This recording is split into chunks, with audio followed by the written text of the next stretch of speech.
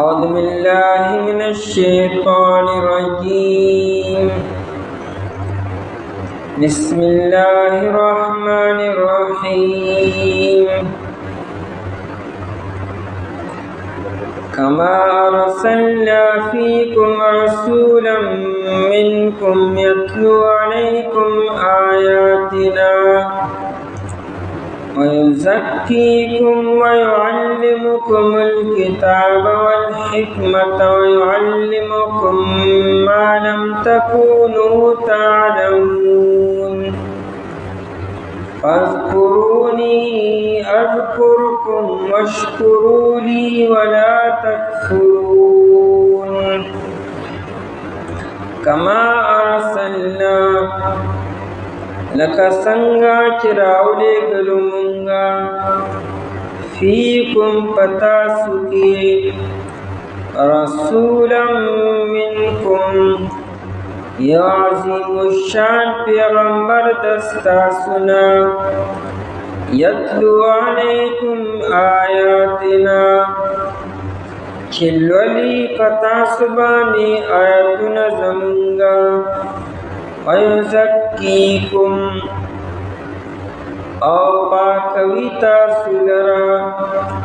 وَيُعَلِّمُكُمُ الْكِتَابَ او تعلیم در کوي تاسو د کتاب والحکمت او د حکمت د خبرو وَيُعَلِّمُكُمْ او تعلیم در کوي تاسو ما دهاسو لم تکونوا تعلمون کہ تاسو پن کوئی دے فاذکرونی پس تاسو یاد کے مالرا اذکرکم زبیات کم تاسو لرا واشکرونی او تاسو شکر ادا کے زمان ولا تکفرون او تاسو ناشکری مکر زمان تحویل لقبلے آخرانی سبق تے قبلہ اللہ تعالی بدل کرا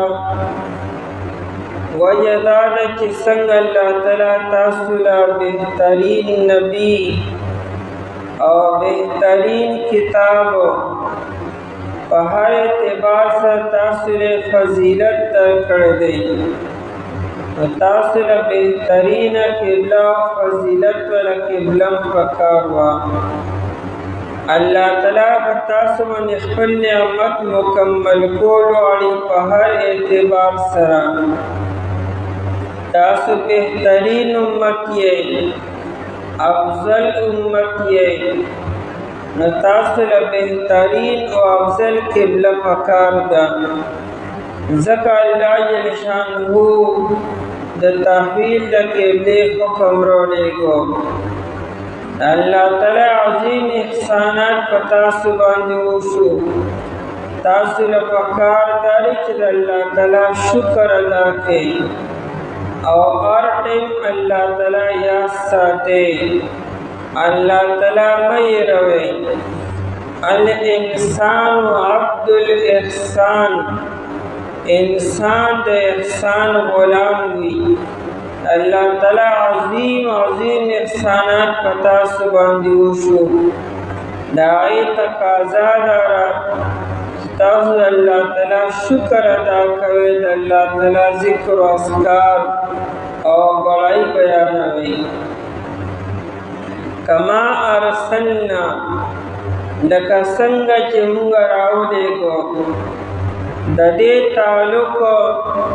دا مخ کے عید کے ولیوتم نعمتی سر دے اللہ تعالی ویزے عدلرم چی خفل نعمت پتا سبانی مکمل کم چاہا اسلام دے اور بہترین قبلہ دا کہ سنگ مونگا تاثر بہترین نبی را لے گلے دیں دا شان مونگ تاثر بہترین قبلم درکا کما ارسلنا لکه څنګه چې راولېږه مونږه فیکم په تاسو کې رسولا یو عظیم الشان پیغمبر منکم د ستاسو نه مراد نبی علیہ الصلوۃ والسلام دی دا د ستاسو د جنس نه دی په تمامو قومونو کې عرب ډېر غیرتمند خلک دی د عربو نه زیات غیرتمند څوک نشته دی عربو الله تعالی ناشنا صفات ورکړي دي بہادری پدی کې پرته ده جرأت او شجاعت پدی کې ډېر زیات دی او یو صفت پدی کې د غیرت دی مهمان نوازی پدی کې ډېر ده عرب کا ارنګو خدای چا ماتحت نو سیدلو د چا غلامی نه قبلوله حالانکه مشرق و مغرب طرف ته دوه لوی ملکونه روم او فارس او د زرګونو کالو نه حکومت را روانو د نبی علیہ الصلوۃ والسلام نه مخکې مشرق طرف ته د ایرانیانو حکومت او د 6000 سال نه د ایرانیانو حکومت را روانو دیتا وی پرشین امپایر وی او مغرب طرف ته د رومیانو حکومت د 1000 سال نه رومن امپایر لیکن عرب داسې خلکو چې نه د ایرانیانو او د اهل فارس غلامی قبلولا او دای د حکومت دلاندې راتلو نه د رومیانو ځان خود مختار قبایلی نظام خود خدای چا ماتحت نو سي چا غلامی نه قبلولا دغه دې کې غیرت ډېر زیات دی نو کچېرې نبی د بل ځای نه راغلی وي د مشرق نه یا د مغرب نه تللی وي مکې مکرمې ته نو بیا خو به هغې ایمان نو راوړی بیا خو هغې قبول کړی نو ای ورمنېږي اعتراض دا کو ته زمونږ د قوم نه نه زمونږ د خاندان او زمونږ د قبیلې نه نه ته عرب نه نو که نبی علیہ السلام فرق د عجمو نه تللی وي یا ته د روم نه او د یورپ نه راغلی وي نو عربو بچرې نو قبول کړي نو قرآن کریم دا یو لوی احسان بیاني چې موږ یو عظیم الشان پیغمبر د ستاسو نه راولېږو چې په تاسو کې دی ستاسو نه په تاسو کې ځکه نبی علیہ السلام لومبني مکې مکرمې والا ته لېږلی شوی دی لومبني مخاطب یې مکې والا دی بیا وروسته ورو تمامه دنیا شوه نو دا هم د الله تعالی احسان و کما ارسلنا فیکم لکه څنګه چې راولېږلو مونږ په تاسو کې رسولا عظیم الشان پیغمبر منکم د ستاسو نه یتلو علیکم دغه پیغمبر څلور ذمہ دارۍ بیاني دا په لومړنۍ استفاره کې بیان شوی د ابراهیم علیه السلام په دعا کې دلته ځان نه بیاني یتلو علیکم چې لولي په تاسو باندې آیاتونه زمونږه زمونږ چې کوم آیتونه قرآن کمیسه نازلیږي دا پیغمبر د هغې تلاوت تاسو ته کوي ځکه چې وحی په پیغمبر باندې راځي هر انسان د دې اهل نه دی او نه دې قابل دی چې د الله تعالی وحی په ده باندې راشي نه هر انسان د دې صلاحیت لري استعداد لري او نه هر دې اهل دی چې هغه ته الله تعالی وحی راولېږي فرشته ورته راشي پیغمبر په ځمکه باندې د الله تعالی له طرف نه قاصد وي دته وحی راځي او آیتونه راځي او د خلکو ته بیاني. یتلو علیکم آیاتنا چې دې لولي په تاسو باندې آیتونه زمونږه هدای قرات او تلاوت کی. ویزکیکم او دې پاکوي تاسو لرا. تزکیه صفایه او پاکې ته ویل کېږي. د صفایه او د پاکې نه مراد ستاسو اخلاق برابري، په تاسو کې انسانیت راولي، انسانی صفات په تاسو کې پیدا کی. انسان د دې قالب او د جسم نوم نه دی، د دې شکل صورت نوم انسان نه دی. دې کې دننه چې کوم صفات دي په انسان کې هغې ته انسانیت ویل کېږي. او د ظاهري او باطني صفایي دا پیغمبر کاری. ویزکیکم پاکوي تاسو لرا د شرک نه او د کفر نه او د ګندګو نه، د خباثت نه او د غلط عقایدو نه، د دنیا د محبت نه. دلته کې دا تزکیه مخکې کړه او یعلمکم الکتاب والحکمه، تعلیم د کتاب درکې او د حکمت او غیر رسو کړو. په لومړۍ سپاره کې د کتاب الله د تعلیم او د حکمت د خبرو ذکر مخکې او تزکیه صفایي رسو وه. دلته اضافه مخکې کړه چې د کتاب الله د تعلیم مقصد تزکیه ده. د قرآن کریم د ویلو، د زده کولو، د علم د حاصلولو مقصد معلوماتو کې اضافه نه ده. مقصد د انسان صفائی ده. که انسان سره ډېر زیات معلومات دي، بې شمېره معلومات دي، په دې خلاصي نه کېږي، بلکې ممکن ده چې د هغې د وجې نه ده پکړ وشي که چېرې د هغې مطابق عمل نه او تزکیه او صفایي نه شوي. ځکه خلاصي ګوره په ډېر علم باندې نه دی. قبر کې به دا تپوس دا څومره علم کړی دی، خو دا تپوس وایي په علم د عمل څومره کړی، دا تپوس به کېږي. د قیامت په ورځ دا تپوس نشته چې تا ډېر علم ولې نه دی کړی، خو دا تپوس بګي تا په خپل علم باندې عمل ولې نه دی کړی. نو د علم مقصد عمل دی او د زړه صفایي ده. تزکیه زکیکم مخکې کو. که چېرې په یو اعتبار سره وکتلی شي نو دې وخت د ټولو زیات علم شیطان سره او ابلیس سره دی. د ظالم بچي هر یو نبي لیدلی دی، د هر یو نبي کتاب یې لیدلی دی، هر یو د نبي کتاب یې اورېدلی دی، د هر نبي زیارت یې کړی نر بچي. داسې یو عجیبه مخلوق دی چې هغه د آدم علیه السلام نه وارې تر نبي علیه السلام او تر عیسی علیه السلام پورې هر یو نبي یې لیدلی دی. او ظاهر خبره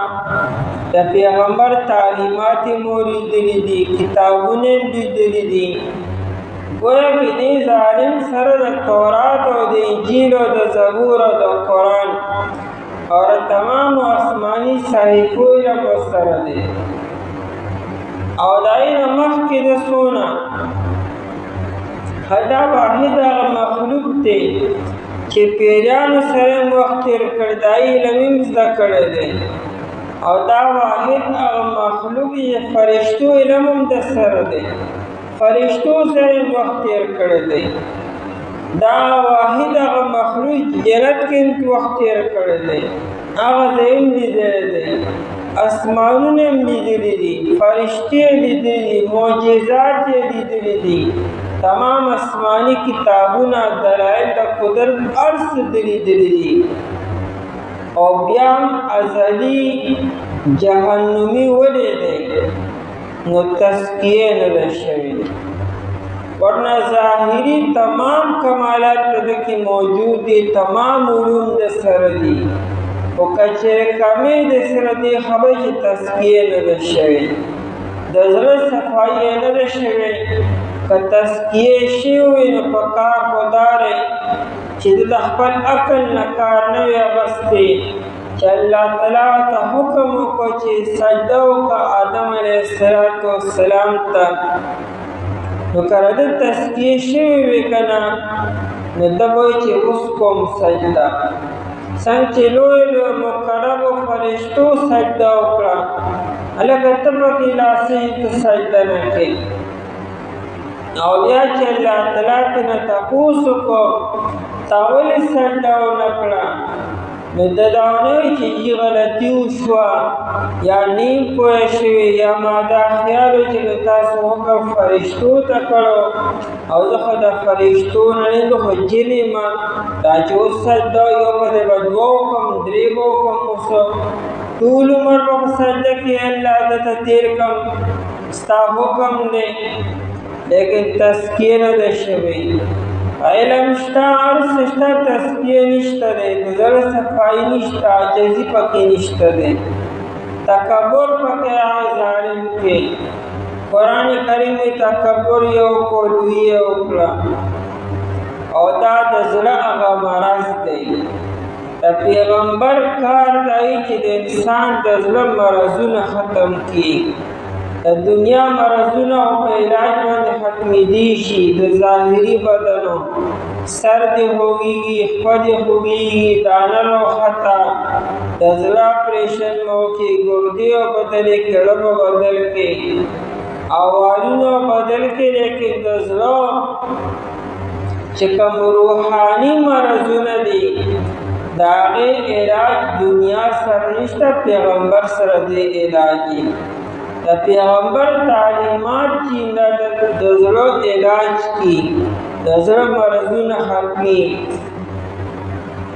دې ظالم کې تکبر راغی، تزکیه نه ده شوی نو مردود شولو. نو د پیغمبر کار سره چې د خلکو تزکیه بکی، صفائی بکی، ویزکیکم او پاکوي تاسو لره. او بیا د پیغمبر ناشنا طریقې وي چې چا تزکیه څنګه کی، د چا تزکیه څنګه کیږي، د چا تزکیه په خبرو باندې وشي، چاته یو وظیفه ورکړي، چاته یو عمل وښيي، داسې کوه. ویزکیکم دې پاکوي تاسو لره، ویعلمکم الکتاب او تعلیم درکړي تاسو د کتاب، د کتاب الله معنا او مفهوم د بیانې. ضروري نه چې انسان لګنې عربي ورځي نو په قرآن به پوهېږي. د قرآن د پوهېدو دپاره عربي زده کول یو ذریعه ده، یو سبب دی،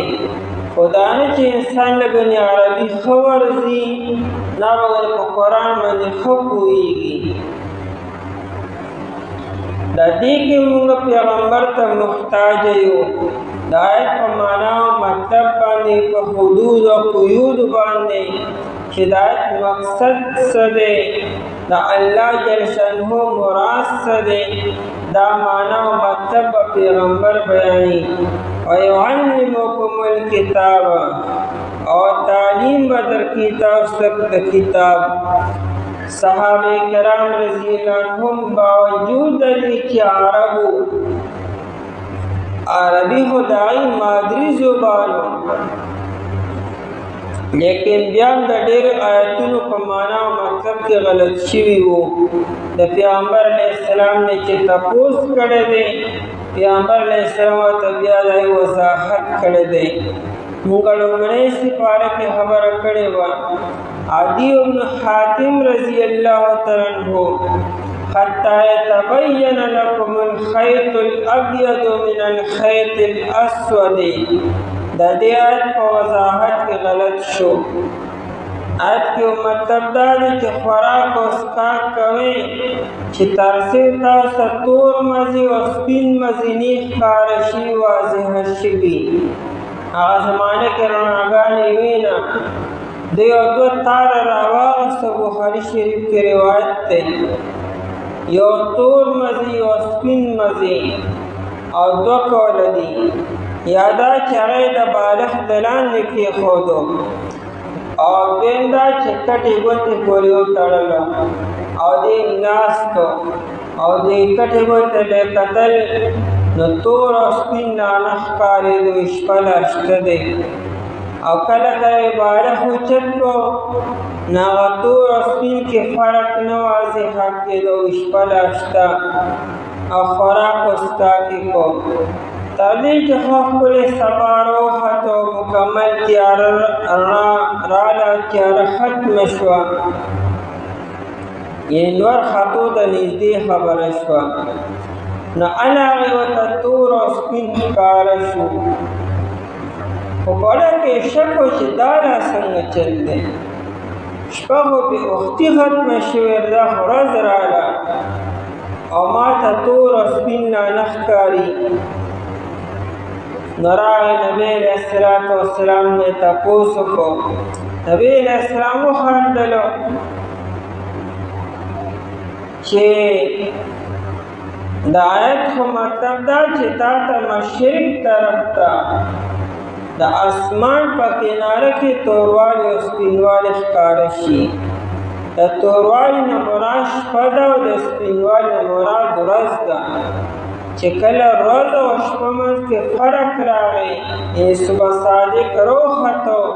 نو شپه ختمه شوه، سبا ورځ شروع شوه او ته لګی د بالښت د لاندې ګورې. نو آیا د اسمان دا لویه کناره تا د بالښت د لاندې راوسته سو؟ نو هغه عدي بن حاتم رضی الله عنه دا نه چې بل ناپوه او یا ګنې عربي ولې نه ورته د آیت په معنا وپوهېده، خو په مقصد یې نه پوهېده مقصد د آیت څه دی. نو پیغمبر ته هر سړی محتاج دی په هره مسله کې. وَيُعَلِّمُكُمُ الْكِتَابَ او تعلیم درکوي تاسو د کتاب، والحکمت او د حکمت د خبرو، د دانایۍ د خبرو، د سمجھدارۍ خبرو. د نبی علیہ السلام ارشادات تینا مراد دی. انسان حیران شي داسې عجیبه عجیبه خبرې یو خبرې کړي مختصر الفاظو کې یو لوی مفهوم یې پکې رابرد کړی وي. محدثین حضرات او علما حضرات د نبی علیہ السلام د یو حدیث نه په سونو مسائل باندې روباسي. یو حدیث نه دا مسله او دا مسله او دا مسله دا مسله، دا مختصر الفاظ جامع و مانع او وسیع مفهوم پای کې پروت ډېر مسائل پکې رابندي. والحکمت او د حکمت د خبرو چې د نبی علیہ السلام ارشادات مبارک اقوال مراد دي. وَيُعَلِّمُكُمْ او تعلیم درکوي تاسو ته ما د هاسو لم تکونوا تعلمون چې تاسو پرې نه پوهېدئ. په ډېرو خبرو تاسو ناپوهه وئ. پیغمبر ته صحیح تعلیم درکړو. مراد نه تېر شوو اقوام د تېر شوو قومونو حالات دي. مخکني قومونه چا لیدلي دي، لیکن دا حالات نبی علیہ السلام امت ته بیان کړو. آدم علیہ السلام لا چا لیدلی دی، ابلیس چا لیدلی و، څه واقعات شوي وو هغه ځای کې، او د نوح علیہ السلام واقعات او د ابراهیم علیہ السلام د واقعاتو څنګه ناشنا انداز کې نبی علیہ السلام بیاني. حالانکه نبی علیہ السلام د نبوت نه بعد د جزیرة العرب نه بار نه دی وتی. ملک شام ته په الکوانۍ کې تلو، لالکو هغه ټایم کې تلو، بیا وروسته تللی نه دی. لیکن واقعات د یمن بیاني، واقعات د ملک شام بیاني. واقعات د مصر بیانې، واقعات د حبشې بیانې، عجیبه عجیبه غریب او عجیب واقعات بیانې. نون انسان په خپلو سترګو یې ښه نشي بیانولی چې لیدلي وي، څنګه چې نبی علیه الصلاة والسلام بیانې ویعلمکم ما لم تکونوا تعلمون. او یا مراد دې د آینده باره کې پیشنګویی دي، تر قیامت پورې ورسته کېږي. نبی علیه السلام دایي کلیات غټ واقعات بیان کړي دي، داسې به کېږي داسې به کېږي. ویعلمکم او تعلیم درکوي تاسو ته ما لم تکونوا تعلمون. یا مراد دې د راز خبرې دي.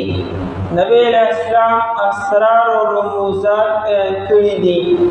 دا ټولې خبرو امت هیچا ته هم پته نه وه. نبی علیہ السلام خلک د نه خبردار کړو. فاذکرونی اذکرکم، د الله تعالی عظیم احسان په تاسو باندې وشو، لہذا تاسو له پکار داري چې د الله تعالی یاد ساتئ، یاد دهاني کوئ، ذکر و اذکار کوئ او د الله تعالی د نعمتونو شکریہ ادا کوئ. فاذکرونی، پس تاسو یاد کې ما لرا، اذکرکم، زبا یاد کم تاسو لرا. تاسو اللہ تعالی یاد ساتے، اللہ تعالی و تاسو یاد ساتی. ابن عباس رضی اللہ عنہ فرمائی کہ فاذکرونی بطاعتی، اللہ تعالی تو زما اطاعت کوئے، زما تابعداری کوئے، زما احکامات مانے، پدی ما یاد ساتے. نو اذکرکم بمعونتی، زوستاسو امداد کم بیا،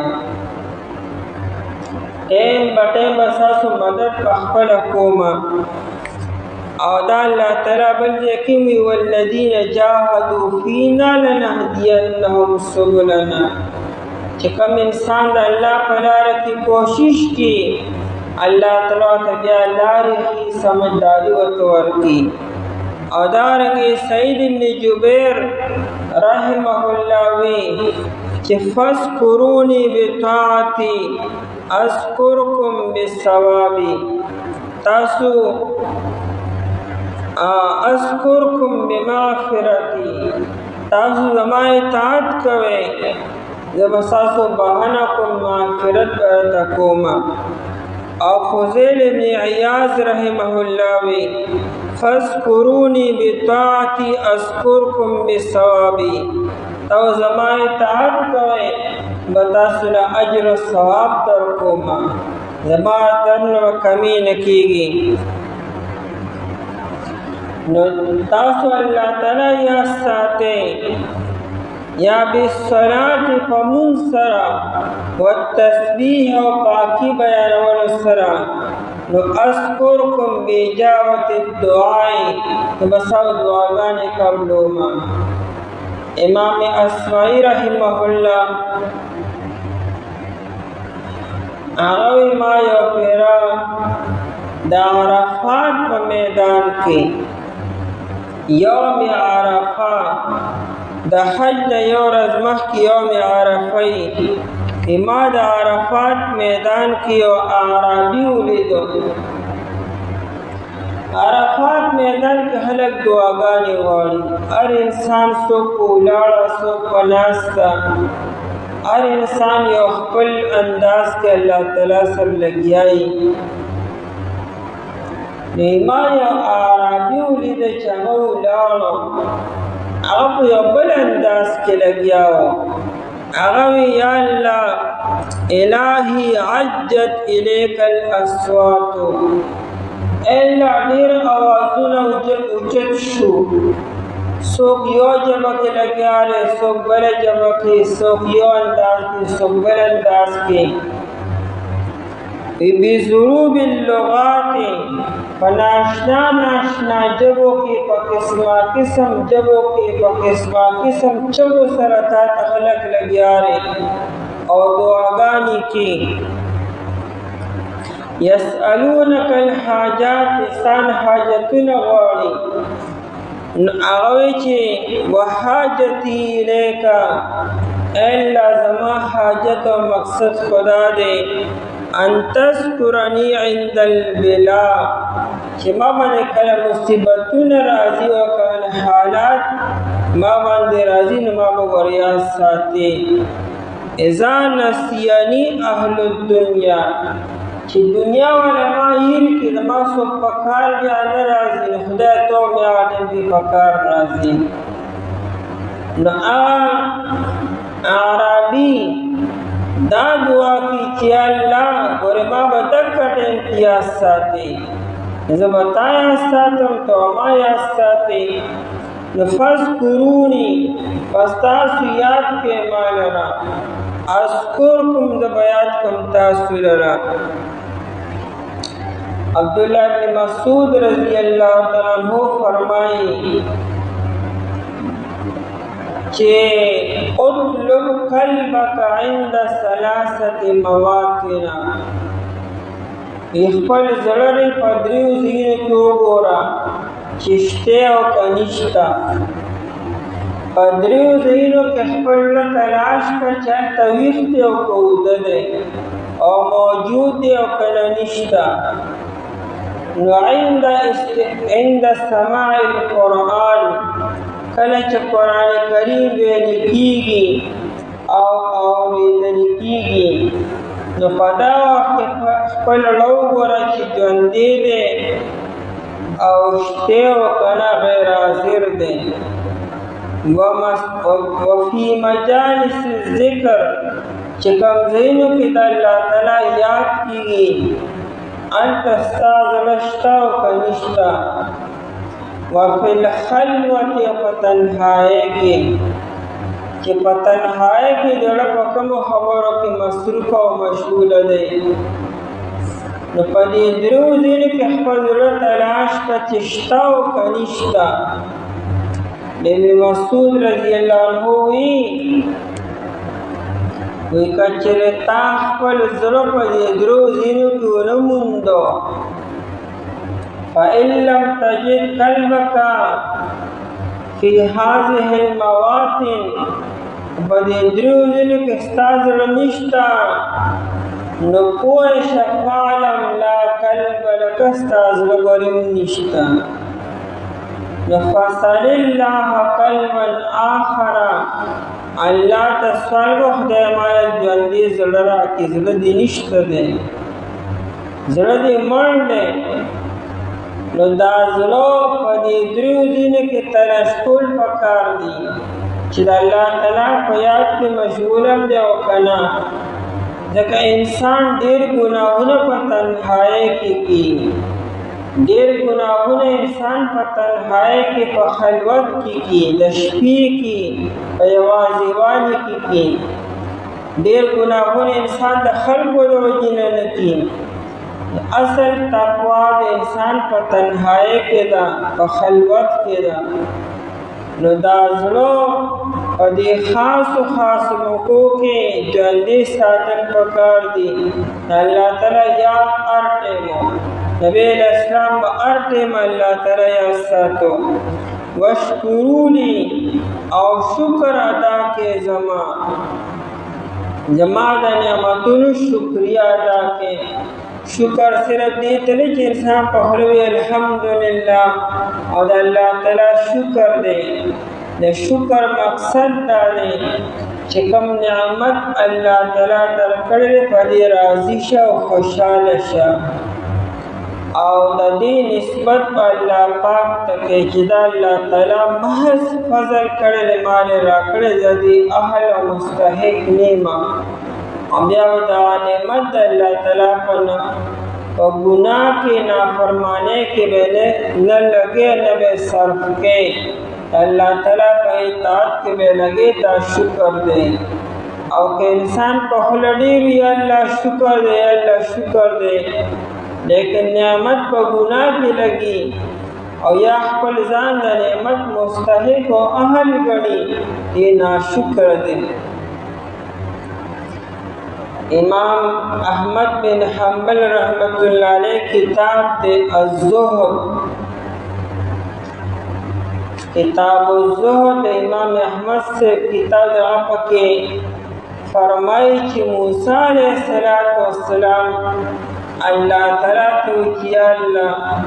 बस्ता शुक्रिया संग अदा कोमा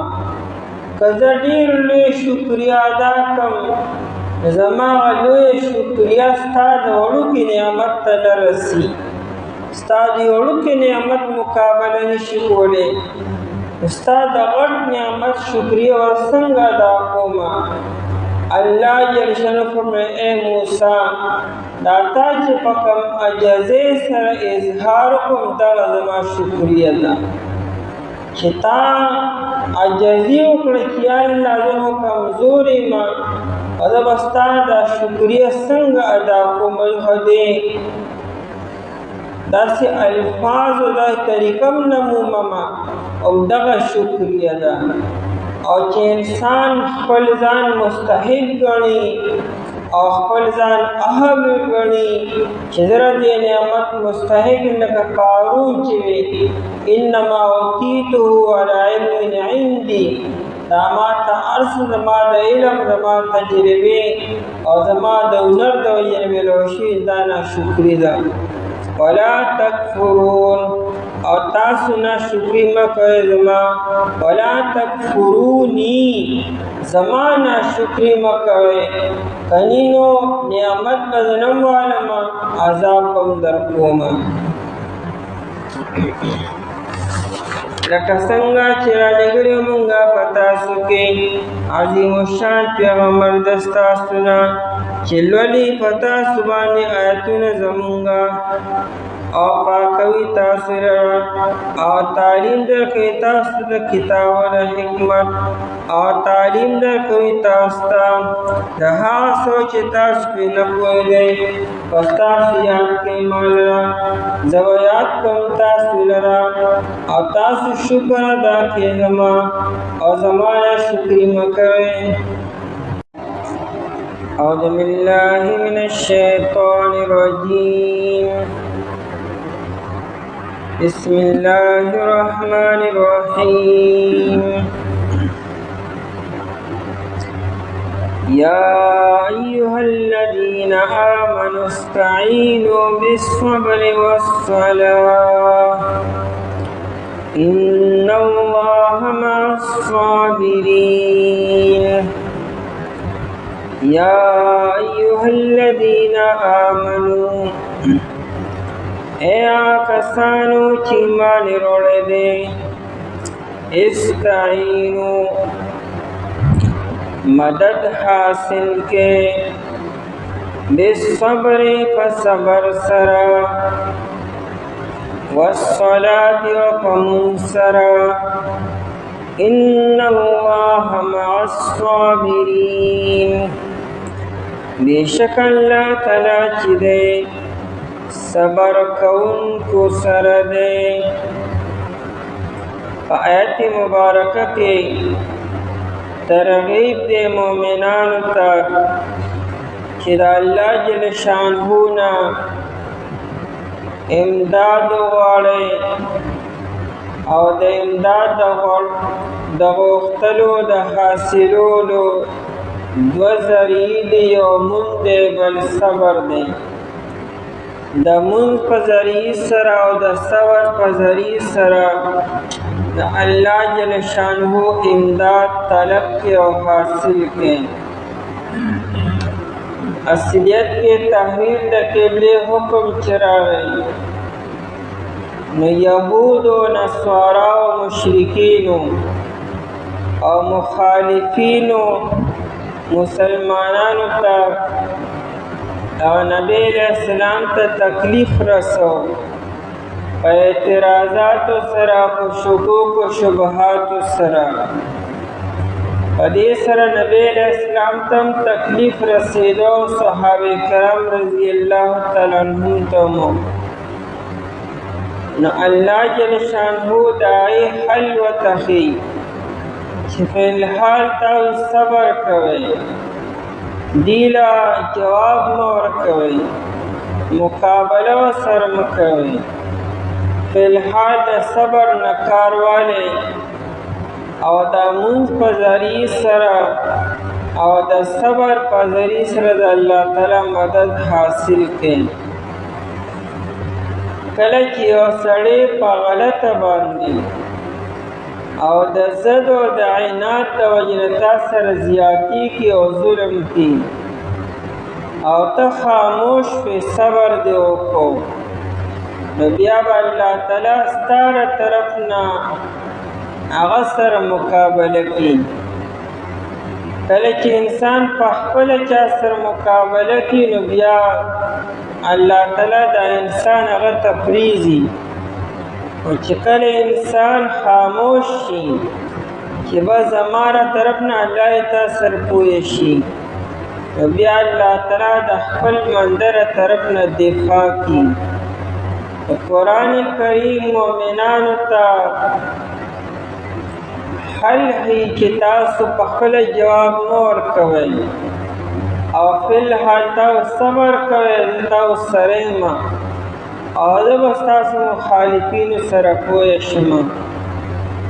اصل کې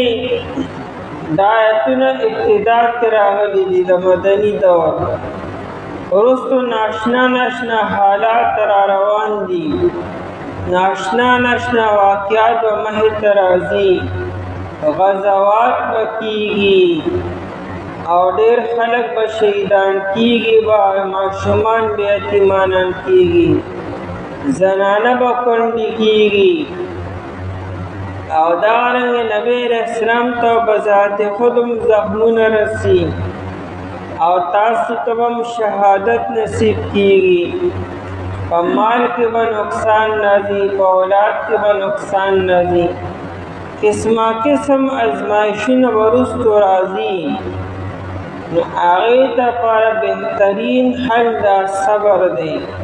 او مونځ دی. په مونځ سره به تاسو ته تسلي میلاویږي، د زړه اطمینان به حاصلیږي. نو دا صرف د تحویل د قبلې خبر نه ده، قسمه قسم حالات چې په تاسو باندې راځي د هغې دپاره نسخه هغه بهترین هغه صبر او مونځ دی. یا ایها الذین آمنو، اے هغه کسانو چې ایمان وروړی دی، استعینو. عبداللہ بن مسعود رضی اللہ عنہ فرمائی چې کله قرآن کریم کې یا ایها الذین آمنوا راشي نو مؤمنانو له پکار داري چې ډېر په غور سره او په توجه سره دا حکم اوري او غوږ ورته کېږدي او د خپل شوق اظهار وکړي چې الله تعالی په تمام انسانانو کې مونږ خاص کړو. انسانانو کې مؤمنان هم دي، کافران هم دي، مشرکان هم دي. الله تعالی په دې کې مؤمنانو ته خطاب کوي چې الله تعالی ر طرف نه خصوصیت دی، دې له پکار دی چې په توجه سره دا خبره اوري. استعینو، امداد حاصل کے، مدد اغواڑے، طلب المعونت، دا اللہ تعالی مدد حاصل کے. استعینو من اللہ، من اللہ بوترو باسو، دا اللہ تعالی مدد حاصل کے. دا اللہ تعالی دا مدد حاصلولو با ذریعہ سے اللہ تعالی منتحقانینا منگ دا اللہ تعالی مدد سنگ حاصلو ہدایت دو ذریعی دے. یو دا چی صبر دے، صبر کوئے دا اللہ دا پارا، اسی صبر نا دا اللہ تعالی دا پارا صبر کولو. پا اسی صبر باندے اللہ تعالی نملاویگی، دا اللہ دا پارا صبر کل پاگی بتاتا اللہ تعالی ملاویگی. ورنہ اسے صبر کو مجرمان و ملزمانوں کی، یو مجرم و یو ملزم هغه پر ایمان کې دی او په جیل کې دی هغه هم صبر کوي لیکن اصل صبر باندې الله نه ملاویږي او نه به د الله تعالی مدد ملاویږي دا کافران و مشرکان هم صبر کوي او فاسقان و فاجران هم صبر کوي چې سکوری نشي نه صبر داری چې انسان د الله دپاره وکړي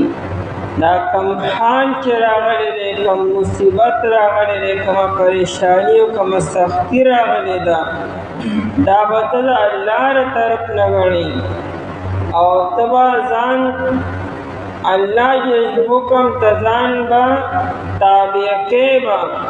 او ځان به ښکته کې چې دا د الله طرف نه حال دی په دې به صبر کوم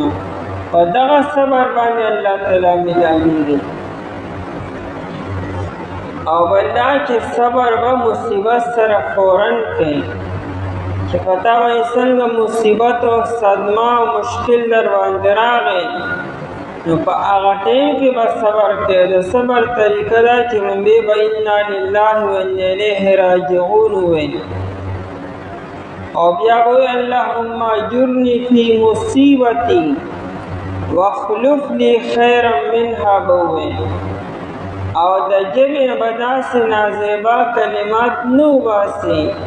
چې پای باندې الله تعالی خفه کېږي او ناراضه کېږي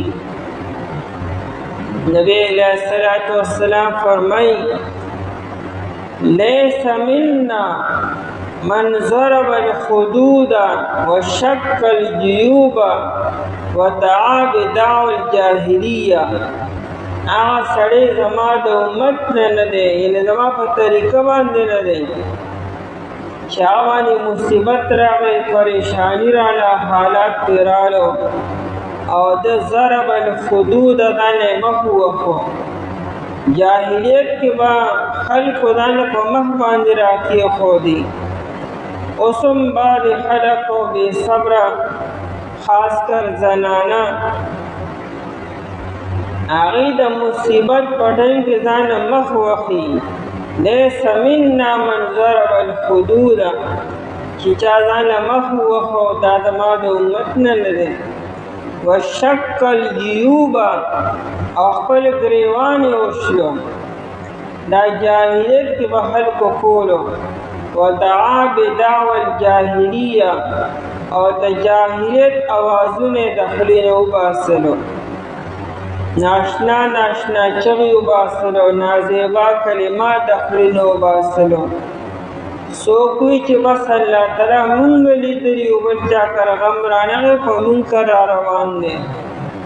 او ملک الموت خو چې ته لاره خطا نه کړه دا ناشنا ناشنا کلمات خلک وایي په دې الله تعالی خفه کېږي او جاهلیت کې به خلکو دغه کلمات وي نبی علیہ السلام وی چې دا زما د امت نه دی د انسان به هغه ټیم کې خپله خوله قابو کې ساتي بخاری شریف کې روایت دی نبی علیہ السلام یو پیرا په لاره تېرېدو یو زنانه وه ابۍ وه هغه یو قبر ته ناسته وه هغه قبر د هغې د ماشوم زوی و مړ شوی و او بیبي ژړلو نبی علیہ السلام وتوفرمایل اتق الله یا امة الله اے د الله بنده د الله نه ویریږه ولتصبر ولتحتسب صبر وکړه او د الله نه د ثواب امید ساته په دې مصیبت به الله پاک تعالی اجر درکړي ثواب درکړي د بیبي خیال دا و چې ګنې بل څوک وي نه یې شاته ونه کتل هغې وی لیک عني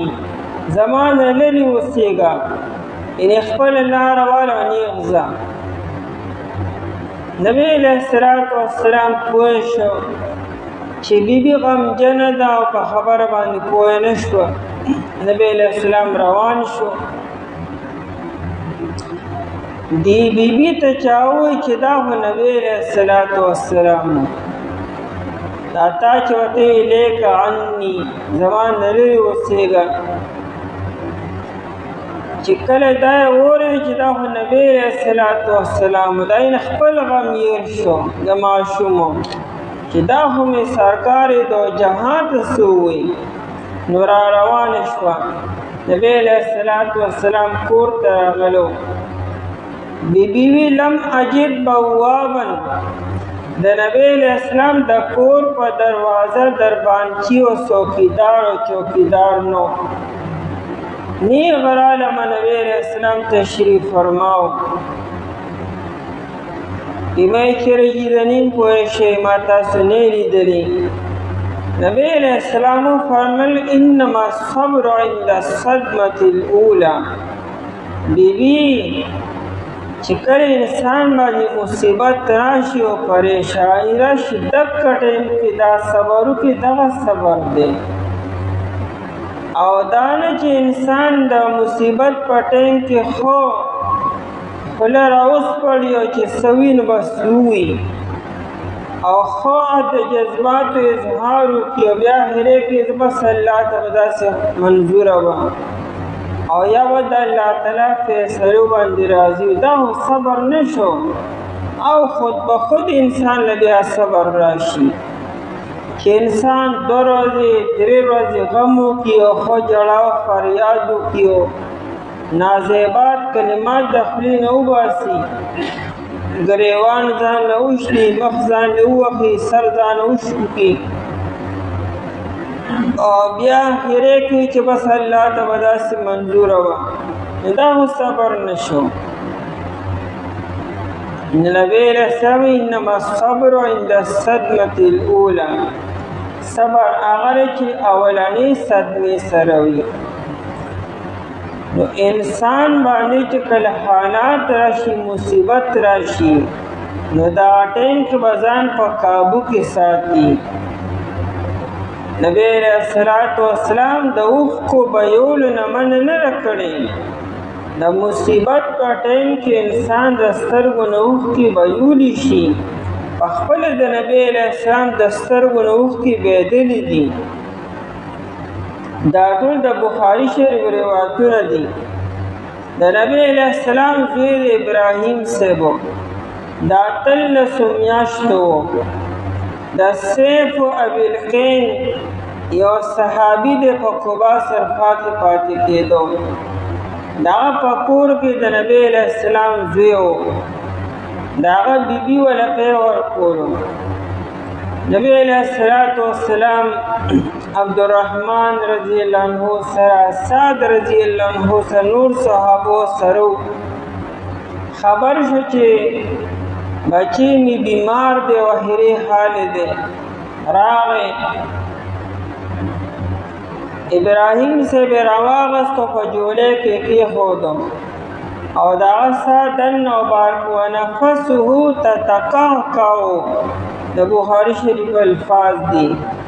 دغه ساه دننه وبار کېدو. د نبي علیہ السلام د سترګو نه اوښکې روانې شوې.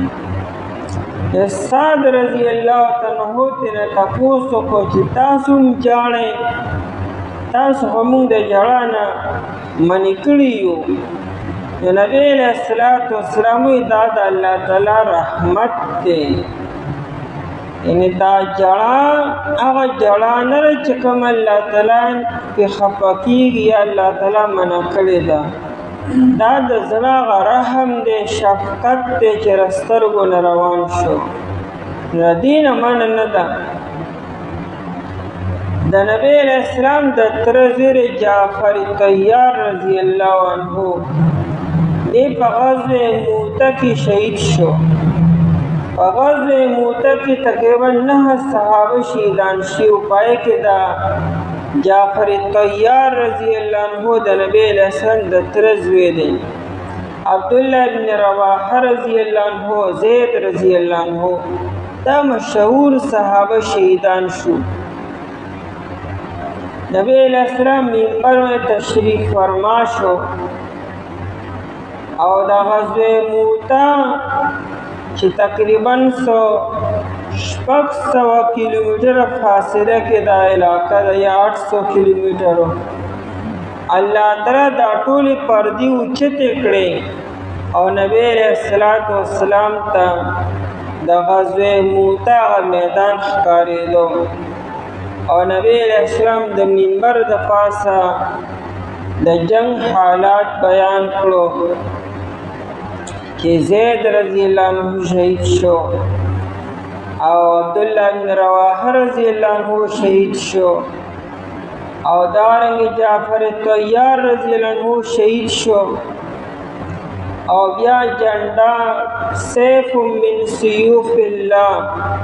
الله تعالی د تورن یو توره چې خالد ابن ولید رضی الله عنه راواغسته هغه خپل 3000 لښکر ډېر په ناشنا حکمت عملۍ سره راوباسه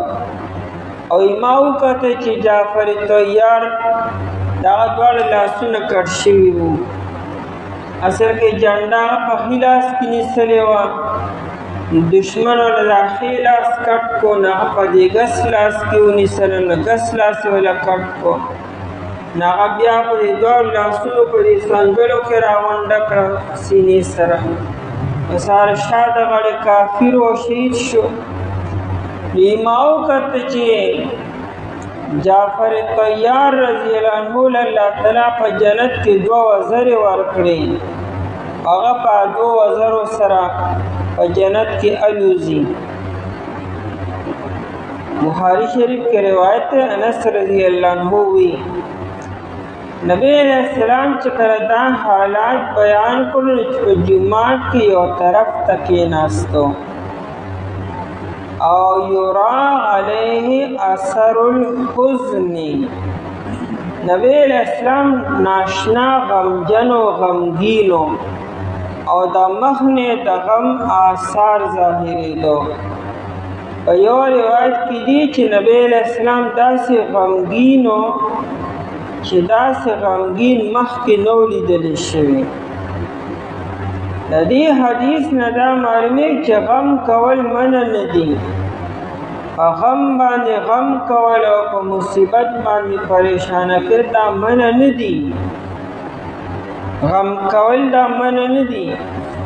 منع دا دی چې انسان د خولې نه نازیبا کلمات وباسي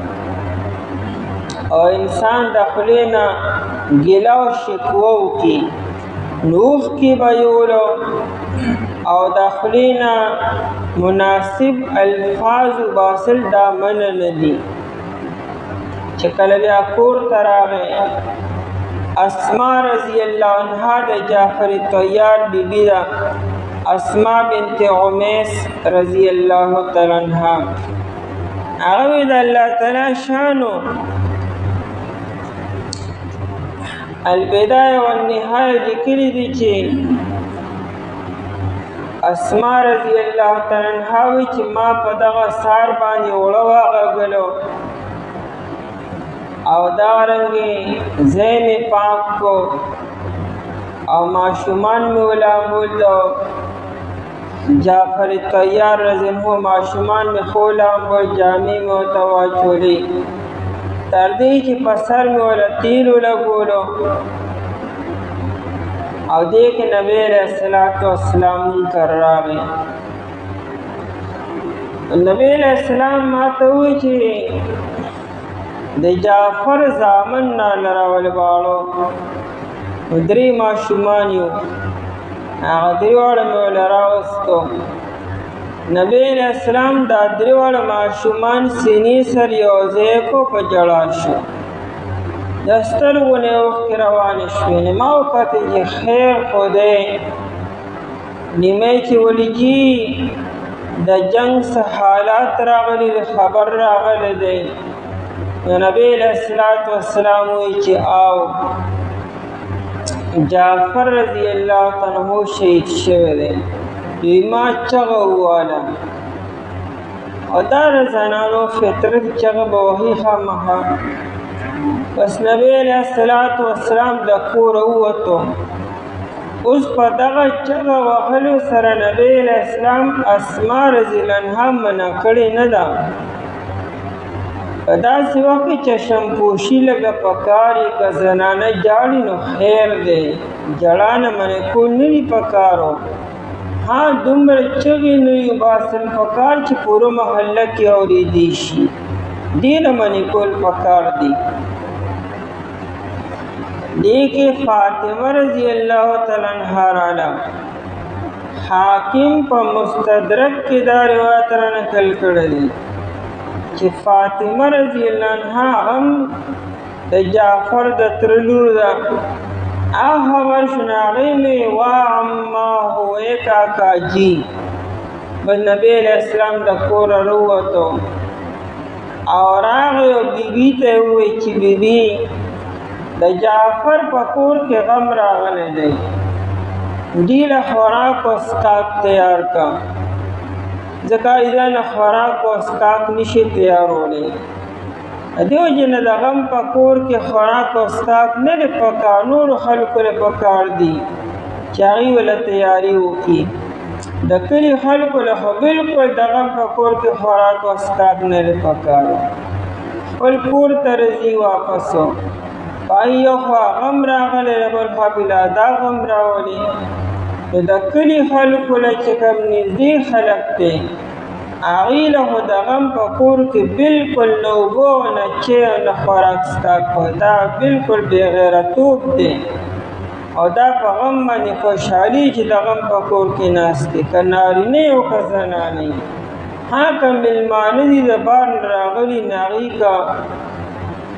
د کلي خلک والا انتظام ونه کړي نو د غم کور والا بیا یې انتظام کولی شي هغوی له هم پکار دی نن سبا ښکلی ماحول دی هر ځای کې هوټلې دي هر ځای کې خوراک او څښاک دستیاب دی ښه خبره دا چې د خوراک په ټایم کې په هوټل کې خوراک وکړي او د غم په کور باندې پرې دغه رانولي نوره خرچه رانولي د نبی علیه السلام بیبیانو ته ووایي چې دې له خوراک او څښاک تیار کړئ نو هغوی ورله خوراک او څښاک تیار کړو هغوی ته راولېږو او دا درې واړه اولاد یې چې دی زامن دا درې ورځې نبی علیه السلام سرکور کې وو د جعفر طیار مشرې زوی عبدالله او محمد دی هغوی نبی علیه السلام به مونږ له خوراک او څښاک راکړو درې ورځې بعد نبی علیه السلام د جعفر طیار رضی الله کور ته لاړو او اسما ته وویل چې اسما درې ورځې غم دی وکړو به دا وشو دې نه پوهېږو جړا او فریاد ونه کړي صرف عدت به تېروي د دې حدیث نه دا معلومه شوه چې جړا کولو د سترګو نه اوښکې به دې نه منع نه ده منع هغه چغې وهل دي چې کوم نازیبا کلمات د خولې نه وباسلو نو انسان باندې چې کله غم راشي نو صبر به کي په ټایم باندې صبر لفظي معنا صرف خپل نفس قابو کولو دا صبر د صابر نه دی او صابر په عربی کې ترخی هندواني ته وي هغه ایل واچوي ترخی هندوانه دومره ترخی چې انسان په خوله کې واچي نو الټی ولوي دومره ترخی دې ته صابر ویل کېږي عربی کې دې صبر ته صبر ولې وایي دا هم دغه صابر ترخی هندواني په شان ګران دی خو دا چې تېرول به پکار وي یعنې صبر کول دونه ګران کار دی دا په صبر چې الله تعالی دومره ډېر مقام او درجه ورکړي دا ولې ورکړي ګران کار دی ځکه پې الله تعالی لوی اجر ورکړي انما یوفى الصابرون اجرهم بغیر حساب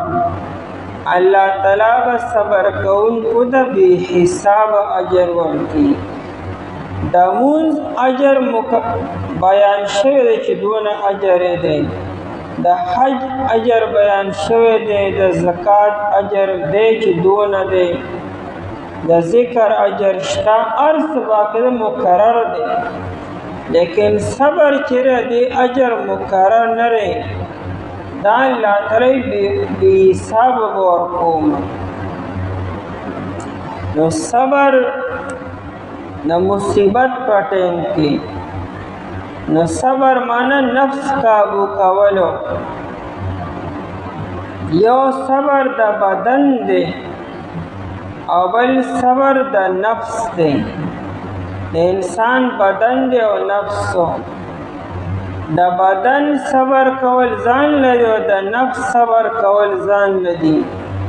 د بدن صبر داري چې انسان مشقت ته او محنت ته ځان تیار کی، او د نفس صبر داري چې انسان خپل خواهشات کنټرول کی او قابو کی. دا نفس کې چې کوم خواهشات دي په دې باندې قابو راوستلو. کله چې د انسان دا نفس په قابو کې راغی او صبر دی وکړو، انسان ته به عفت او عصمت نصیب شي، پاک دامني ورته نصیب شي. او کله چې انسان دا بدن په قابو کې راوسته او صبر یې وکړو، نو انسان ته بیا قناعت نصیب شي. دا قناعت د صبر یو قسم دی. او کله چې انسان د مصیبت په ټیم کې صبر کوي، نو په عرف کې دې ته صبر وي، دې صبر عرفي وي، د مصیبت په ټیم کې صبر کولو. او کله چې انسان مالدار شو، لاس له دې سرالو، نو دا ټیم کې انسان بیا الوزي، بیا وزري وکړي، بیا تکبر او انانیت پکې راشي چې تعالی الله تعالی که مال و دولت درکو او دا ټیم کې تا تکبر نه او د غرور نه ځان وساتو، نو دې ته حوصله ویل کېږي. دا حوصله ده، بلند حوصله. او کله چې انسان د جنگ نه تیښته نه کړي، صبر کړي، میدان جنگ کې دشمن سره بر سر پیکارې او تا صبر وکړو ونه تښتېدې، دې ته شجاعت بهادري وي. دا شجاعت هم د صبر یو قسم دی. او کله چې انسان له غوسه ورشي او د غوسې په ټیم کې تا د خپل خلق قابو کې کړه، کنځلې بد رد او ګالم ګلوچ او سب و شتم نه دې ځان وساتو، ځان دې قابو کو، دې ته حلم ویل کېږي. دا حلم هم د صبر قسم شو. او کله چې انسان د راز نه راز قابو کې وساتي، د سینې رازونه په ژبه باندې ظاهر نه کړي، نو دې ته بیا رازدار ویل کېږي. نو دا ټول د صبر قسمونه دي. صبر صرف دې ته نه وایي چې مصیبت او پریشانیان ډېر، دا ټول صبرونه دي. او کله چې د الله تعالی حکم راغی او دې خوا خواهش راغی یا د دنیا یو حاجت راغی، نو په دې باندې صبر کول دا افضل صبر دی. استعینوا بالصبر، مدد حاصل کې په صبر سره، والصلاة او په مونځ سره، په مونځ سره د الله تعالی مدد حاصل کې. مونځ کا فرض دی، کا واجب دی، او کا نفل او کا سنت دی. دا ټول د الله تعالی د مدد حاصلولو ذریعہ ده. د ټولو زیات مدد په فرض مونځ سره حاصلېږي، ځکه چې عبداللہ ابن مسعود رضی اللہ تعالیٰ عنہ فرمائی کہ اجعلوا حوائجکم علی المکتوبہ، کہ ستا یو حاجت او یو مقصد دی او ته چې دا پوره شي، نو فرض مونځ ته کېږه چې څنګه فرض مونږ دی وکړو ورپسې خپل حاجت غواړه قبلیږي به او پوره کېږي به. او دارنګې صلات الحاجت او صلات الاستسقا دا ټول د الله تعالی د مدد د حاصلولو ذریعه ده. علی رضی الله تعالی عنہ وایي چې کله زه دا وغواړم چې زه د الله تعالی سره خبرې وکړم، الله تعالی هم کلامي وکړم، نو زه مونځ شروع کړم. دا مونځ کول الله سره خبرې کول دي. او کله چې زه دا غواړم چې الله تعالی دې ما سره خبرې وکړي، نو بیا زه قرآن کریم تلاوت شروع کړم. د قرآن تلاوت د الله تعالی بنده سره خبرې کول دي. او چې کله انسان دا غواړي چې زه الله سره خبرې کوم، الله دې ما سره خبرې وکړي، نو بیا په مونځ کې قرآن شروع کړه. مونځ کوه، په مونځ کې اوږد کلام کوه، نو ته الله سره لګیا، الله تعالی تا سره لګیا دی. یعنې څومره اسانه خبره ده خپل رب سره ملاقات کولو بغیر د ټیم اغستلو نه، بغیر د اپروچ نه، او بغیر د میاشتو دلته یو وړوکی انسان سره میلاوېدل ګران دي، او دلته احکم الحاکمین سره او د بادشاهانو بادشاه سره او لایف ټایم میلاوېدی شي ورسره. د ټیم څخه حد هم نشته، دونه ټیم شوی نه چې څومره ټیم ته غواړې ورسره ملاقات کولی شي او راز او نیاز کولی شي. خپلې وړې خبرې او خپلې غټې خبرې، خپلې مسلې او هر څه کارګزاري چې څه ورته وي نو وایه ورته، نه ستړي کېږي نه خفه کېږي، او نه وي چې راته څه وی ما ته، چې څه ورته وی نو ورته وایه او پوره ورته وایه. نو هغې لپاره بهترین عمل هغه مونځ دی. مونځ کوه، اوږد قرات پکې کوه، تا الله سره لګیا، الله تعالی تا سره لګیا دی. څومره اسان عمل، 1 روپۍ خرچه پرې نه راځي، او هغه مونږه د هغې نه څونه غفلت کې او ناخبره یو. نو استعینوا بالصبر والصلاة، امداد حاصل کې په صبر سره، والصلاة او په مونځ سره. صبر د مونځ نه مخکې کو، چې کوم انسان صبر کولی شي به مونځ وکړي، چې انسان صبر یا به مونځ وکړي، چې انسان جلبازي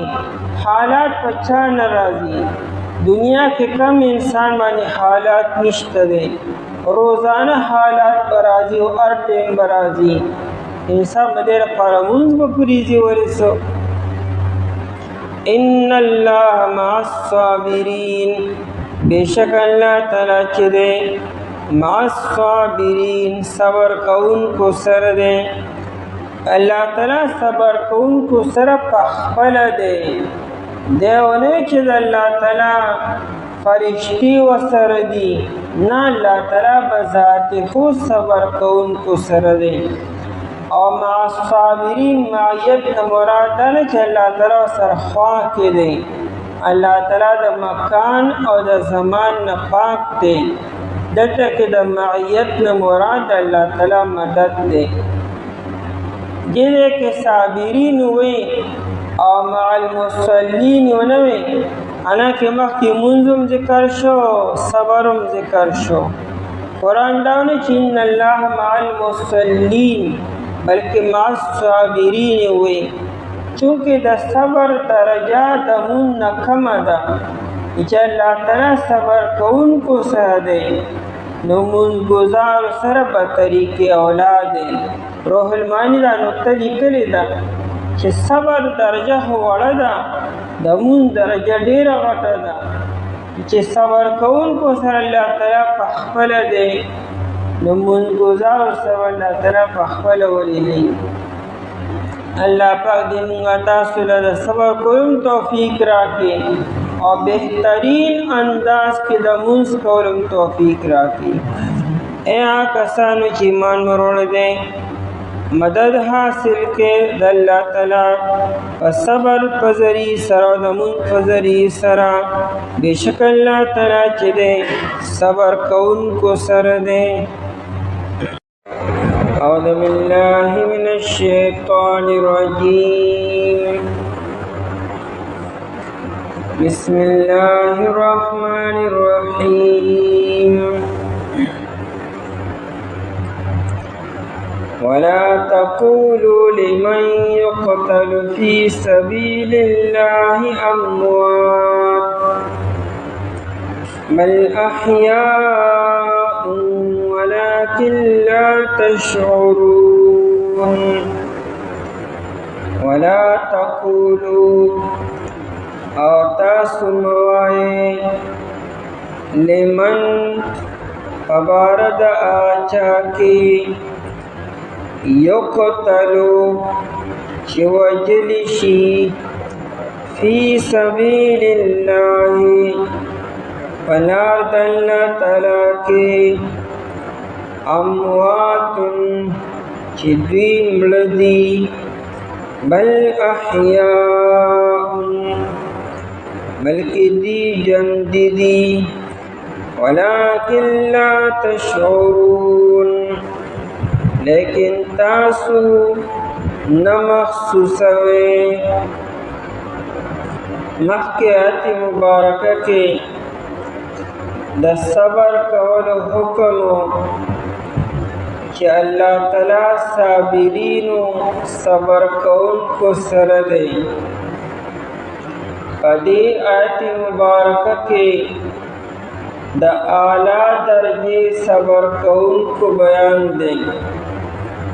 کہ خلق دا سے مشتہ کہ آئی دا سے کمال صبر کر دے کہ آئی اخپل جان دا اللہ تعالیٰ پا دربار کے دا اللہ تعالیٰ پلار کی دا اخپل جان نظرانے پیش کرا آئی دا اللہ تعالیٰ دا کلمی دا اچھتے دو دا پارا جہاد کو جنگی دل اور تردی چخپل جان یہ ورکو اور جان ورکول دا پارا غی صبرو کو نو دغا شان صبر تاسو کے صبر کون کے پتہ قسم دی یو اعلیٰ درجہ صابرین دی چاہی دا خپل نفس و خپل بدن دا اللہ پلار کی ورکی اور دیم درجہ صابرین اغدی چاہی دا جان نظران خنور کی لیکن دا آئی پا جان باندے پا بدن باندے یا دا آئی پا مال و پا اولاد باندے سختے راشی تکلیفون راشی بیماری راشی نا آئی پائے باندے صبر کی دا اعلیٰ درجے صابرین بیان قدیات کے دے اور دا بل درجے والا صبر کون کے بیان ورپسی آیتوں کے دے آیت مبارکہ کے اصل کے بیان دے چکم انسان اللہ پلار کے شہید شو آغا او جلی شو قتل کرے شو ندتا وی مر موائی چی داغنی مر ندے دانا چگنی مر شو ندے جگنی جواندے دے اصلیت کے ضائع مگنی چگنی دا ضائع شو یا گنی نقصانوں کو یا گنی زان لجون تباہ کو آیت مبارکہ سل کے چکل دا بدر جنگو شو غزوہ بدر کی 14 صحابہ کرام رضی اللہ تعالیٰ عنہم شہیدان شو پدی کی اتو دا انصارو نو اور شپک دا مہاجرین نو چې کله دا 14 صحابه کرام رضی الله تعالی عنهم شهیدان شو، نو مشرکان او منافقان وی چې هاولای قد ماتو، دا خلق مړه شو، ان دې خلکو خپل زندگی ضایع کړه. هاولای قد ماتو وضيعوا على انفسهم الحیات الدنیا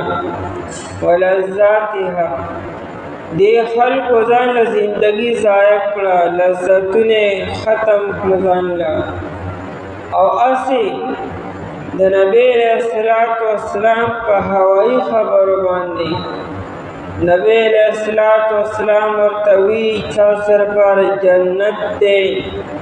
او جنت کې میوې دي، نهرونه دي او بیبیان دي او لذتونه دي. وی جنت چا لیدلی دی او څوک دلته نه راغلي دي؟ انسان خو چې مړ شي نو په ظاهره کې ضایع شو، او بیا کوم انسان چې د الله په لاره کې شهید شو،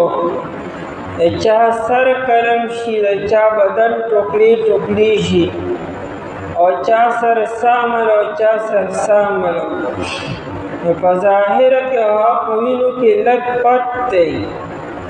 او نبی علیہ الصلوۃ والسلام نه دا شهید شو ته به مرتبه ملاویږي. نو منافقان او مشرکان دغه څوارلسو صحابه کرام رضی الله عنهم بارک دا تجزیه وکړه چې دې زندګي ځان له ضایع کړي، ځان له ماشومان اولاد یتیمانان کړو، بیبیانې کونډې کړې، او په ظاهره کې سشتیم نه وی وقد ادعوا انهم ماتوا في مرضات محمد. دی لا دامي چې موږ د نبی علیہ الصلوۃ والسلام د خوشالولو د نبی علیہ الصلوۃ والسلام د پاره خپل ځان ورکو. الله تعالی مبارک نازل کو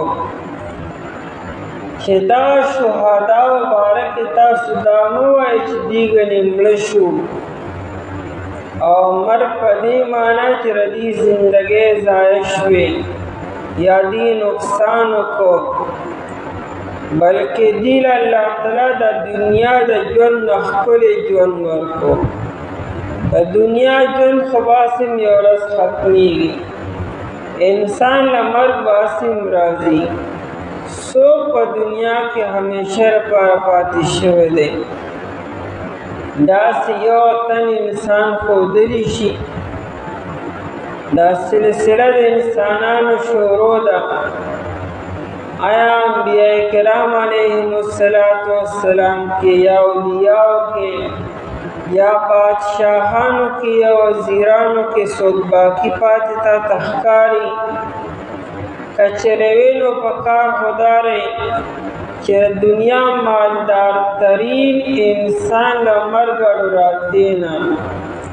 ځکه د خپل بدن ډېر خیال ساتي، د خپل بدن د آرام او راحت ارزه برابر کړی وي. هغه سره حکیمان په ګاډي کې ګرځي او ډاکټرانو سره په ګاډي کې ګرځي. هغه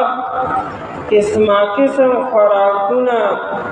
د قوت او طاقت خوراکونه هغه کې ناز و نعمت کې غوثي. دنیا هر یو ناز و نعمت هغه سره دی. کار خدای چې دغه عمر ټول سیوا وي، خپل ځان نه د بدن سرجري کولی، صرف د مخ سرجري نه د هر بدن د هر عضو سرجري یې کولی. ځان ډېره بل لګولې، ګردې نورې لګولې، او دارنګې غاښونه نور لګولو، او د بدن هر اندام یې نوی کو ځان له، ځکه د پیسو هغه سره څه کمې دي. لیکن آیا مالدار ترین دنیا کې پاتې شو څوک؟ د قارون نه زیات مالدار څوک دی؟ آیا قارون دنیا کې ژوندی پاتې شو؟ نو دنیا کې څوک داسې باقی پاتې مر خو بار چاره راځي نو مر خو باسم انسان لراځي لیکن کم خلق چې د الله په لاره کې شهیدان شو او د الله د کلمې اوچتولو دپاره او د الله د رضا دپاره نو دې خلکو له الله تعالی د دنیا د ژوند او دنیا د نعمتونو نه اوچت ژوند او اوچت نعمتونه ورکړه دی د الله تعالی په نسبت باندې ژوندي دي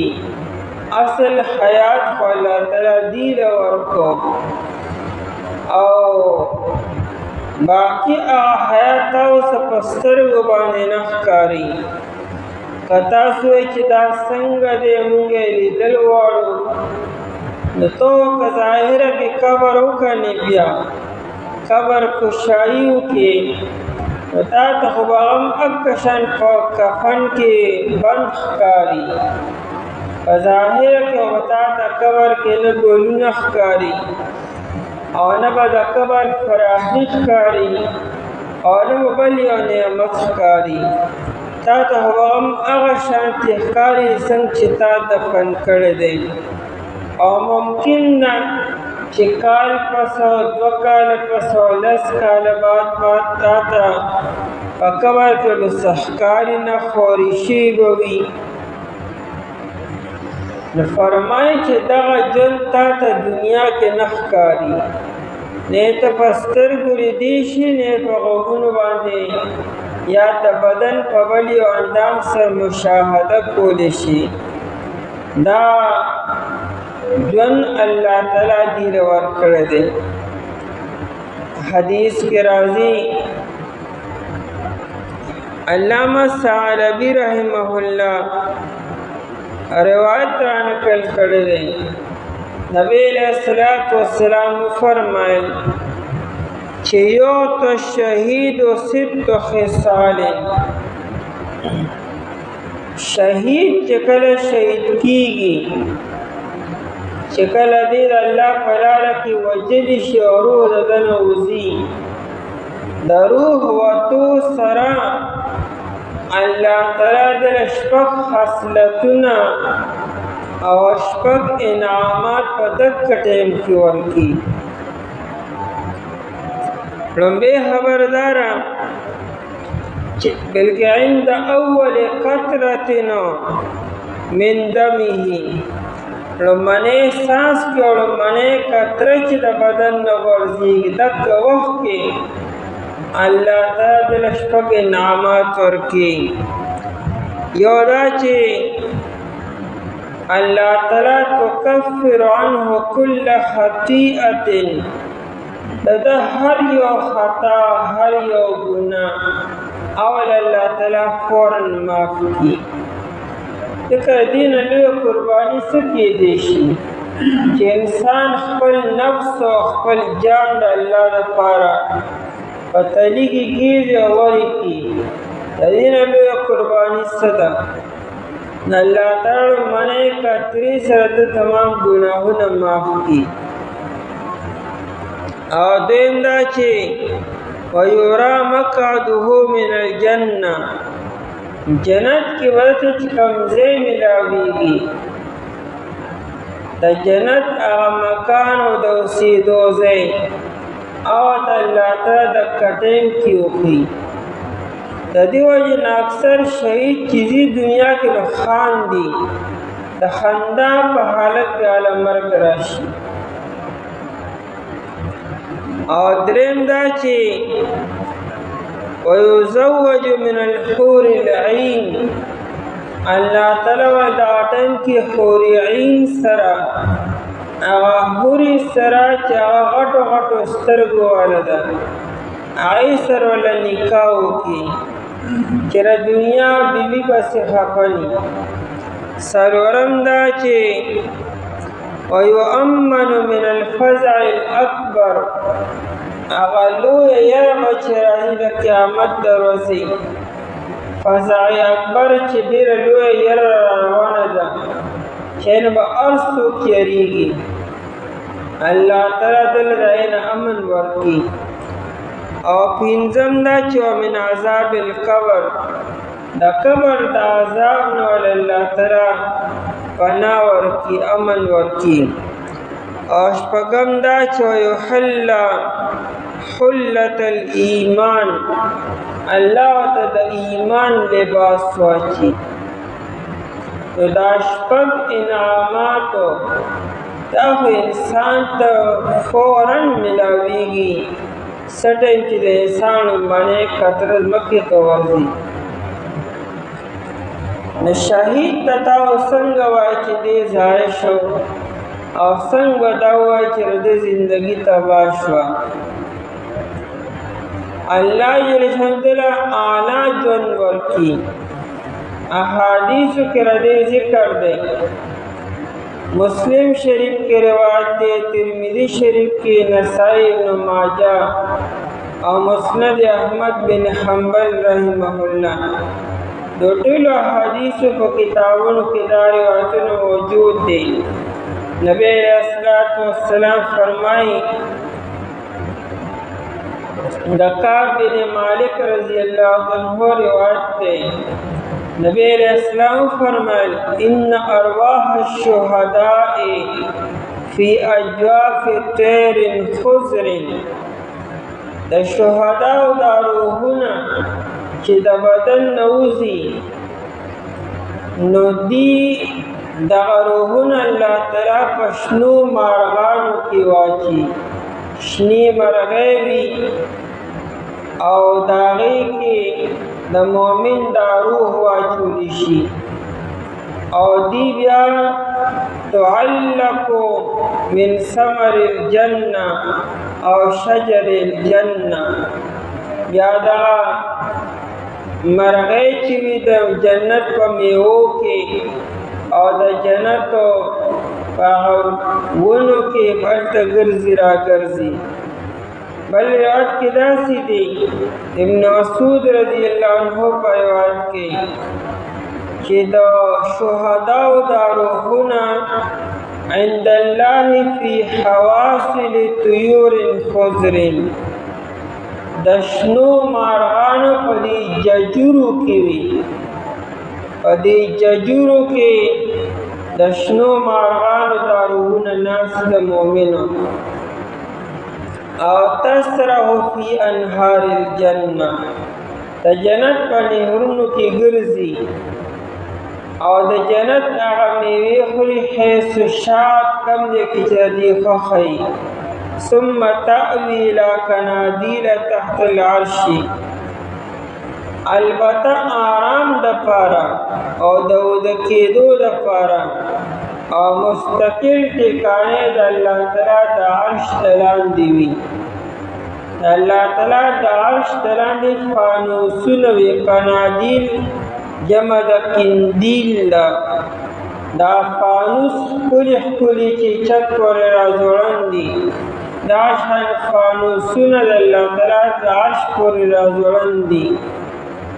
نو ټکانه مستقر د دې د الله تعالی د عرش لاندې وي. البته ګرځي راګرځي سیر او سیاحت کې، او د سیاحت لپاره دی جنت ته ځي.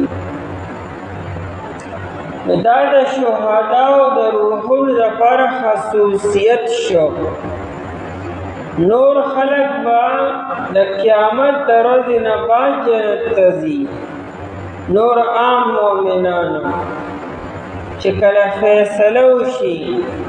خو شهداو ته الله تعالی دا خصوصیت ورکړي چې تاسو د حساب کتاب نه مخکې که تاسو جنت ته تلل غواړئ نو تللی شئ، اوسیږئ او به تاسو د الله تعالی د عرش ته لاندې. خو که تاسو سیر سپاټو دپاره او سیر او سیاحت دپاره جنت ته تلل غواړئ نو تللی شئ. نو دا روحونه هغه جنت کې ګرځي را ګرځي. باقی د عامو خلکو روحونه چې دي، د عامو مؤمنانو د داعی روحونه په علیین کې وي، دوم اسمان د پاسه کلا ان کتاب الابرار لفی علیین. علیین مقام کې د مؤمنانو روحونه وي چې کوم نیکان مؤمنان وي،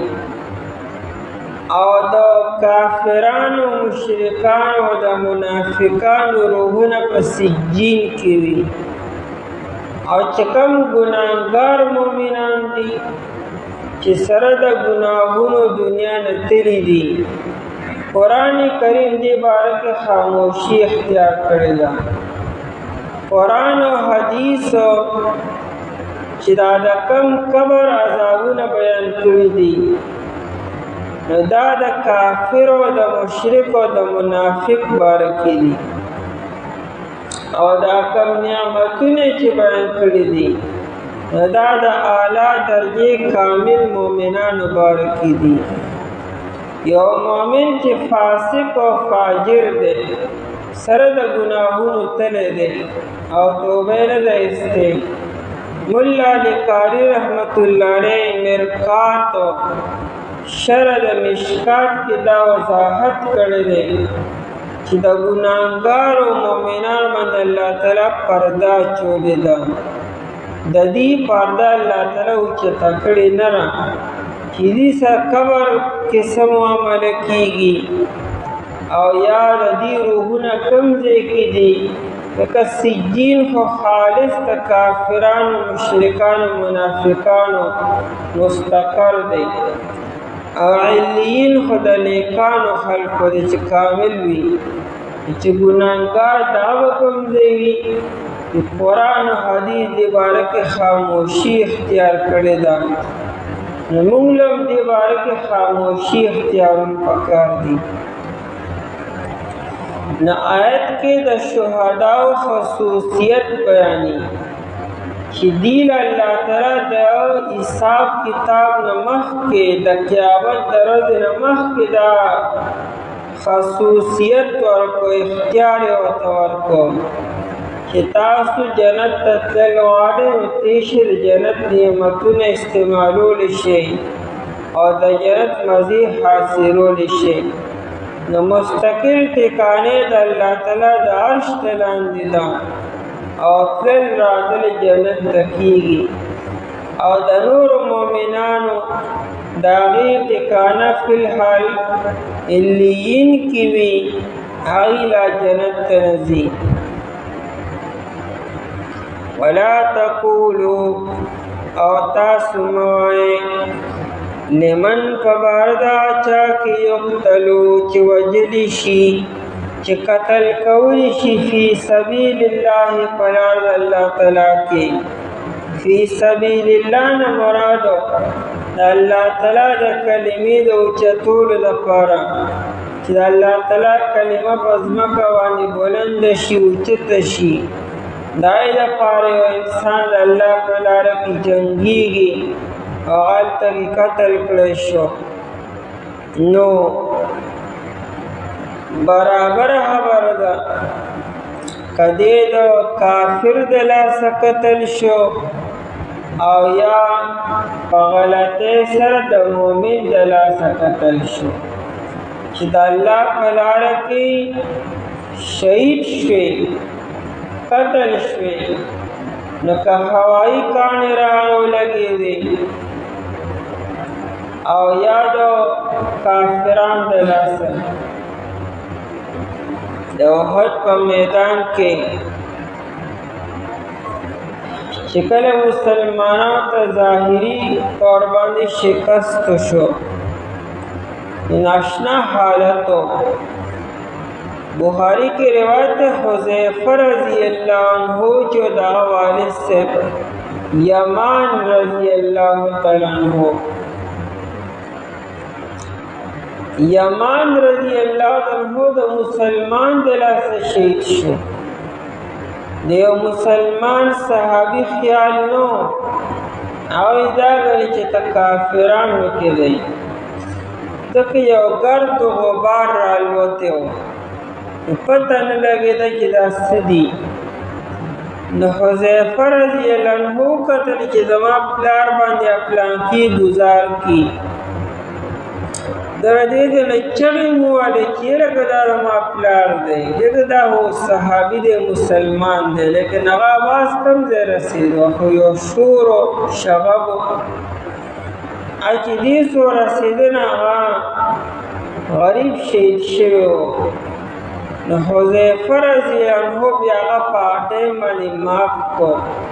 بدا هو غلطي وشو سکاستنی خدا کار نه کو دا رنګ ډیر واقعات داسې شوي دي لکه د بدر په جنگ کې چې شروع کېدو او درې صحابه میدان ته ووتل علي رضی الله عنه حمزه رضی الله عنه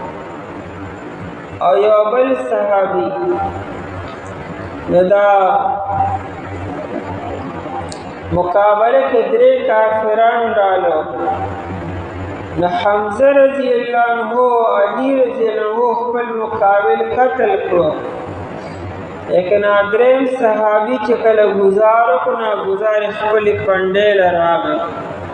خپل پنډې زخمی شو اوس په خپل گزار باندې ولګېدو نو برابر خبره ده چې انسان د الله په لار کې د کافر د لاسه شهید شو که د مسلمان د لاسه او که په غلطۍ سره په خپل گزار باندې ولګېدو هغه خودکشي به نه کړي نو دا ټول شهید دی شهید معنی ګواه دی شهید ته شهید ولې وایي دی به د قیامت پر ورځ ګواهي کوي چې یا الله ما ستا په لاره کې ستا د کلمې د اوچتولو دپاره خپله وینه توی کړې ده او دارې د موقع موجود ده چې زما مرګ د وینې په حالت کې راغلی دی د دې وجې نه انسان چې سبا قیامت کې پاسی نو په کم حال کې او چې له مرګ راغلی په حال کې به پاسی لکه حدیث کې راغلی ابو داؤد شریف کې روایت دی یو انسان چې حج کی او دې د حج دوران کې مړ شو نو سبا قیامت کې چې دې پای به تلبیه وي او پابسي دغه تلبیه دوران کې وفات شوی دی دا کوم انسان روزه نیسي روزه حالت کې نو روزه حالت کې وپاسي یو انسان چې د الله په لاره کې شهید شو ویني شو دیو به وینو کې پاسي نو دیو گواهی کې په دې خبره چې الله ستاسو پر ما خپل ځان ورکړی دی لا تقولوا لمن يقتل او تاسو مه وایئ په باره د هغه چا کې یقتل چې هغه قتل کولی شي وجلی شي په لار د الله تعالی کې اموات یعنې هم اموات چې دي مړه دي دې ته مړه مه وایئ اموات موت ویل کېږي انقطاع الروح عن البدن چې روح د بدن نه جدا شي ته موت ویل کېږي په روح باندې موت نه راځي موت په بدن باندې راځي کله نه چې الله تعالی روحونه پیدا کړي دي عالم ارواح کې چې الله تعالی کله روحونه پیدا کړو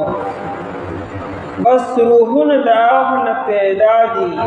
او دا په عالم ارواح کې موجود دي څو نظر کال وشو کله چې انسان دنیا کې تیار شي بدن یې تیار شو نو روح د هغه نه راشي او په دې بدن کې ننوځي او بیا چې کله دا انسان دنیا ته راشي او دنیا کې د خپل زندگی پوره کړه نو دا روح دې بدن نه وځي دې ته ویل کېږي موت او دا نه چې روح مړ شي روح باندې موت بالکل نه راځي روح ته ویل کېږي روح ځکه روح حیات ته ویل کېږي دی روح ته روح د دې وایي دی که همیشه ژوند دی نو موت په مرګ بدن باندې راځي په روح باندې نه راځي او دا موت په دې معنا باندې دی چې کله انسان دنیا کې مړ شو نو دی چې کوي ترقي کول او کم درجات او مراتب حاصلول د هغه مراتبو دروازه بنده شوه په دې معنا کې موت دی دویم د دنیا چې کوم لذتونه او کوم نعمتونه د استعمالولو هغه نعمتونه او لذتونه اوس نه استعمالېږي په دې دوه معنو کې موت راغی د دې انسان خاتمه یا په سعادت شو او یا په شقاوت باندې وشو په دې معنا کې موت دی البته شهید داسې انسان دی چې حدیث کړی چې کله انسان مړ شي د نور انسانانو د اعمالو دروازه بند شي لیکن د شهیدو هغه دروازه لا کلو وي د شهید عمل سوا کېږي تر دې چې قیامت به قایم شي نو موت په بدن باندې راځي او په روح باندې راځي روح د بدن نه وځي یا علیین ته لاړ شي او یا سجین ته لاړ شي او د شهدا هغه شنو مارغانو کې داخل شي بل احیاء بلکې دی ژوندي دي دا آیت ظاهر نه خدا معلومي چې ګنې ته مړ نه وي نو څه به ورته بیا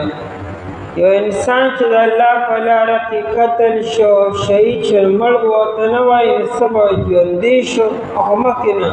حالانکې مړ خو ورته خلک وایي نو قرآن دا نه وایي چې مړ ورته مړ خو دی خو کوم شان نزول چې مونږ بیان کړو چې دا ضایع نه شو دغه معنا ذهن کې مراوړې باقی دا هوګر به پلان کې قتل شو یا پلان کې شهید شو یا پلان کې وفات شو یا پلان کې په حق ورسېدو پلان کې جا به حق شو دا ټول الفاظ ویل شي دین منل ده بل احیاء بلکې دی ژوندي دي بل هم احیاء بلکې دی ژوندي دي دیر الله تعالی ژوند ورکو باقی دغه ژوند ته په خپلو سترګو لیدل غواړي دا ته نشي لیدی ځکه ستا سترګو دومره طاقت نشته چې د پردې نه خواته ته ښکاره شي دیر الله تعالی ژوند ورکړی دی او دغه ژوند انسان په خپلو سترګو باندې نشي لیدی ولكن لا تشعرون لیکن تاسو نه پوهیږئ شعور پړمنۍ سپاره کې مونږه دویم رکوع کې ویلو شعور آیت چې انسان په حواس سره معلوم کی په سترګو باندې تیر شي معلومه نه په عقل سره دا معلومیږي په وحی سره او وحی دا بیانو کو چې دی الله تعالی ژوند ورکړی دی حیات برزخی اللہ تعالی دیر ورکړی دی حیات برزخی کې بیا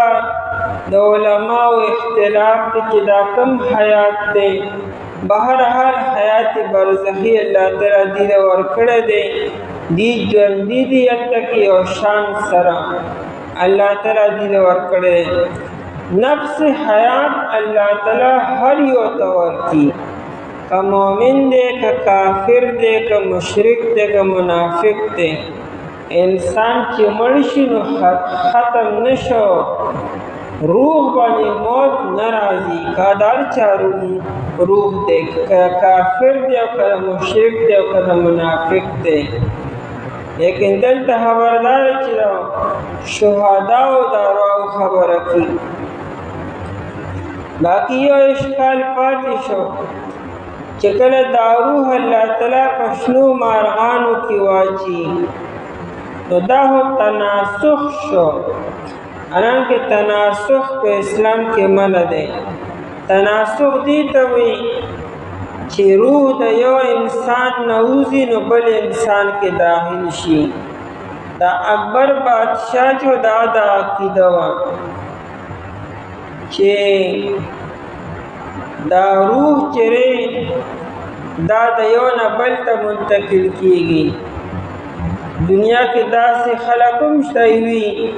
چې د انسان روح سپي ته ور داخل شي، د سپي هغه انسان ته ور داخل شي. دلته انسان مړ شو او روح ترې نه ووته، نو ګوري چې مخامخ کوم یو حیوان تیارې پاکې ور داخل کړي. مطلب د انسان روح کله غوی ته ور داخل شو، کله د غوی نه بیا سپي ته ور داخل شو، د سپي نه بیا پیشو ته ور داخل. دې ته تناسخ وي، نسخه. حالانکه اسلام کې دا نشته دی. او دلته مراله چې د شهید د روح او شنو مارغانو ته ور داخل شي. جواب دا دی د مارغانو تعلق دنیا سره خو نه دی. د دنیا د مارغان خو نه یادي او د آخرت خبره کی. او دا عقیده هره دنیا ده چې دنیا کې د یو انسان روح کله حیوان کې، د حیوان نه بیا انسان ته. دا نسخ ختم نه. د هر انسان خپل عمل او خپل عقیده دا حساب کتاب بکیږي. که د انسان د روح سپي ته ور داخل شو نو حساب کتاب به څنګه کېږي بیا؟ نو دا خبره ده د آخرت ده، د دنیا نه ده. او مه وایئ تاسو په باره د هغه چا کې چې وژلی شي په لار د الله تعالی کې چې دی مړه دي، بلکې دی ژوندي دي، لیکن تاسو نه پوهېږئ.